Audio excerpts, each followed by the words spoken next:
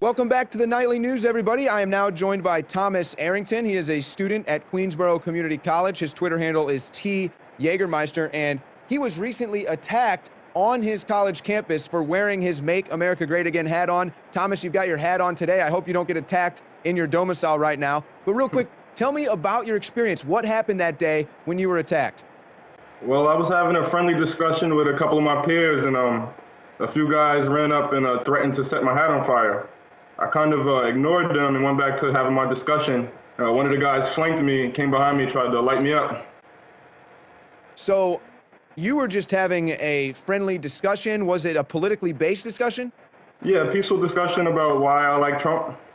So here you are trying to have a civil conversation with someone who may disagree with you, may not. You're just trying to have a conversation, no big deal. And these people decide that they're going to assault you. Do you think it's because they heard what you were saying, or did they just see your hat? I think they just see the hat. They just said they wanted to light my hat on fire. Did they actually get to, I mean, the hat, it looks like it's pretty pristine right now. It's still a good looking hat. I guess they didn't actually get it lit up? Yeah, the guy kind of flanked me, but I let him know I wasn't a chump, and he kind of backed off. So tell me, do you wear your hat around campus a lot? Yeah, all the time, almost every time I'm on campus. And is this something that you experience every time you wear it? I get a lot of funny faces, but this is the first time somebody actually threatened me.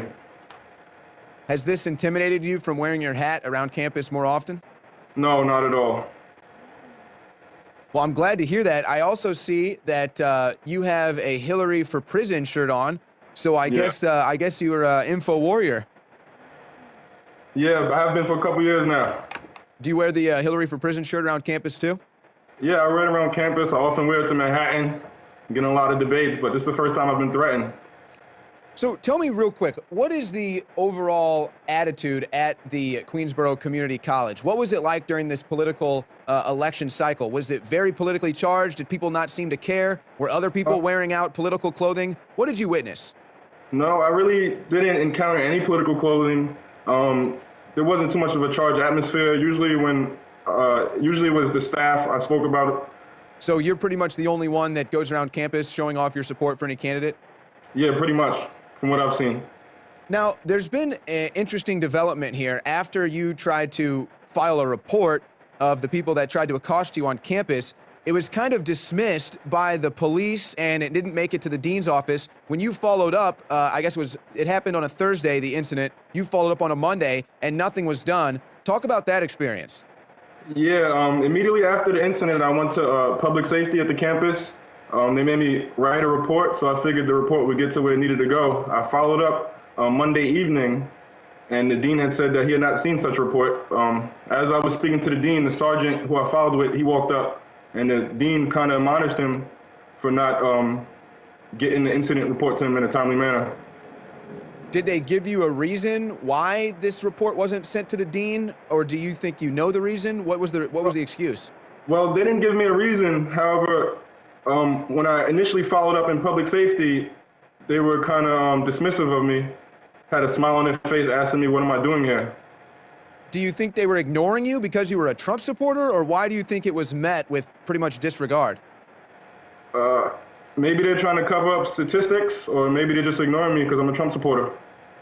It is interesting, and maybe you can give me your opinion on this, but I feel like if it were the opposite, if it were, a Hillary shirt or something like that, and you came up to them and tried to light their shirt on fire or their Hillary whatever on fire, I have a feeling that would have been followed up on.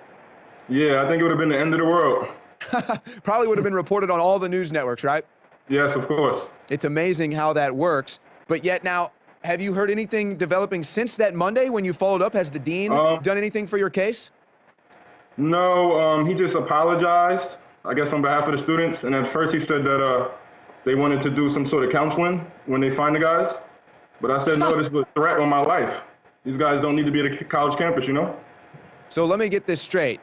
They basically accost you. They threatened to light your hat on fire. I mean, who knows what could have happened if they actually accomplished that, which they apparently tried to, light your hat on fire. But also, to me, this is a hate crime by definition, and you're saying that their response is counseling for these students? Yeah, my criminology professor last night, he reminded me that this is a hate crime.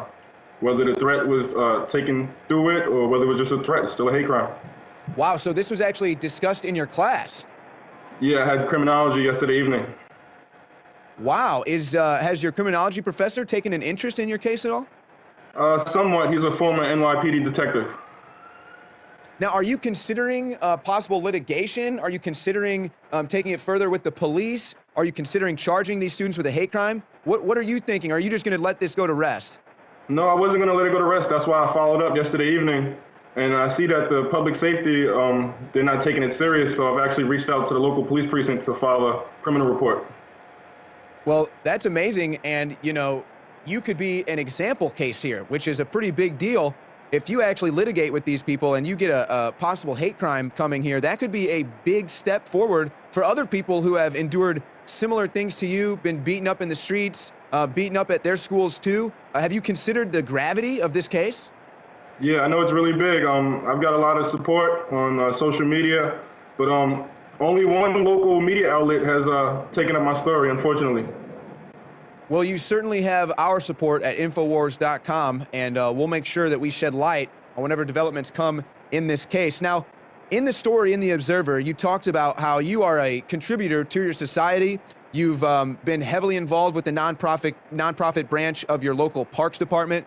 And, it's sad because here you are contributing to your community. I'd like for you to comment on that. But you mentioned how you were hoping this testifies to your character. I think it's sad that just because you're a Trump supporter, you have to stick up for your character as if you're some sort of a bad person. But tell us about your experience working in with the nonprofit branch of the Parks Department. Yeah, so a few years back, I had started a local community group called Friends of Idlewild Park. We work usually on environmental issues and just try to have people more involved in the community.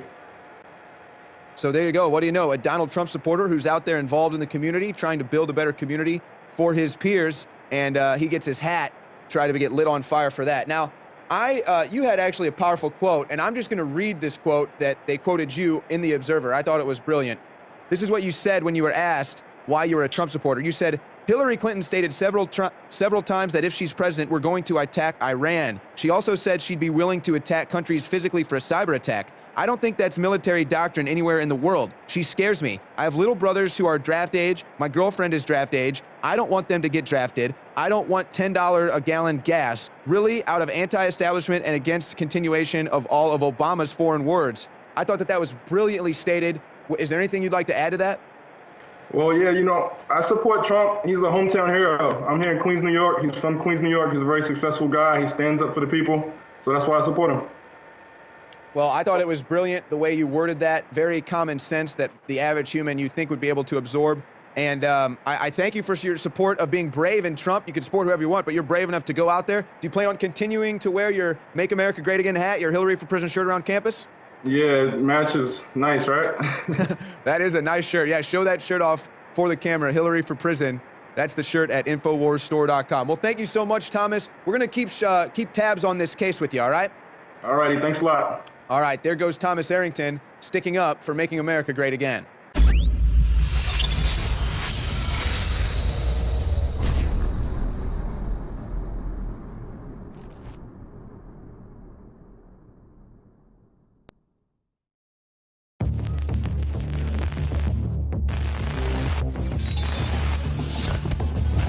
There is an information warfare happening right now.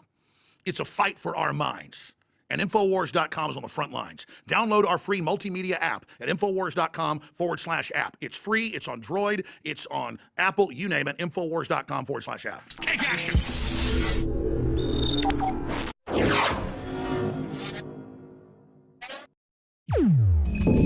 Welcome back to the Nightly News, everybody. I am now joined by Thomas Arrington. He is a student at Queensborough Community College. His Twitter handle is @TJagermeister, and he was recently attacked on his college campus for wearing his Make America Great Again hat on. Thomas, you've got your hat on today. I hope you don't get attacked in your domicile right now. But real quick, tell me about your experience. What happened that day when you were attacked? Well, I was having a friendly discussion with a couple of my peers, and a few guys ran up and threatened to set my hat on fire. I kind of ignored them and went back to having my discussion. One of the guys flanked me, came behind me, tried to light me up. So you were just having a friendly discussion. Was it a politically based discussion? Yeah, a peaceful discussion about why I like Trump. So here you are trying to have a civil conversation with someone who may disagree with you, may not. You're just trying to have a conversation, no big deal. and these people decide that they're going to assault you, do you think it's because they heard what you were saying, or did they just see your hat? I think they just see the hat. They just said they wanted to light my hat on fire. Did they actually get to, I mean, the hat, it looks like it's pretty pristine right now. It's still a good-looking hat. I guess they didn't actually get it lit up? Yeah, the guy kind of flanked me, but I let him know I was